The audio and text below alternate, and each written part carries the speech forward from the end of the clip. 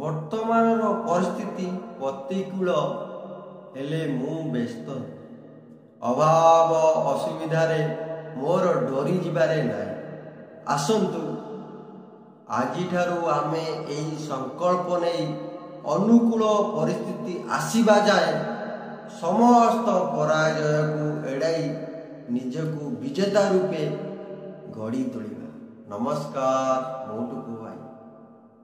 ଆଜିର ଅନୁଚିନ୍ତା ଆରମ୍ଭ କରିବା ପୂର୍ବରୁ ଯଦି ଆମ ଭିଡ଼ିଓଟି ଭଲ ଲାଗିଲା ଲାଇକ୍, ସବସ୍କ୍ରାଇବ୍, ସେୟାର କରିବାକୁ ଭୁଲିବେ।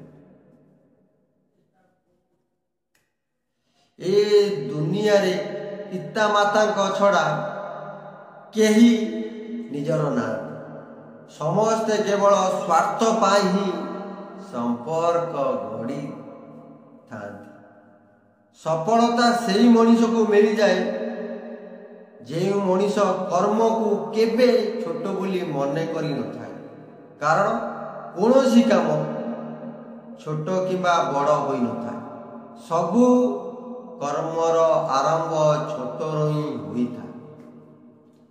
ଯେଉଁ ବ୍ୟକ୍ତି ଅହଙ୍କାର ବଶବର୍ତ୍ତୀ ହୋଇ କିଛି ପଦକ୍ଷେପ ନେଇଥାଏ ସେ ଦିନେ ସେହି ଅହଙ୍କାର ପାଇଁ ପସ୍ତାବ କରେ ଓ ଦ୍ୱିତୀୟ ଥର ଗରମ କରାଯାଇଥିବା ଚା' ଆଉ ବୁଝାମଣା କରାଯାଇଥିବା ସମ୍ପର୍କ ଏହି ଦୁଇଟିର ପ୍ରଥମ ପରି ସ୍ୱାଦ କେବେ ମିଳିନଥାଏ। ଜୀବନରେ ଅନେକ ଦୁଃଖ ଓ ସମସ୍ୟା ଆସିବ, ହେଲେ ସେ ସମୟରେ କଦାପି ଭାଙ୍ଗି ପଡ଼ନ୍ତୁ ନାହିଁ। କାରଣ ଭଗବାନ ଏ ସୃଷ୍ଟିର ସର୍ବଶ୍ରେଷ୍ଠ ନିର୍ଦ୍ଦେଶକ। ସେ ଜାଣନ୍ତି ସବୁଠୁ କଠିନ ଭୂମିକାରେ ଜଣେ ବରିଷ୍ଠ ନାୟକ ହିଁ ତୁଲାଇ ପାରିବେ। ଜୟ ଶ୍ରୀ। ଆପଣଙ୍କ ଦିନଟି ମଙ୍ଗଳମୟ।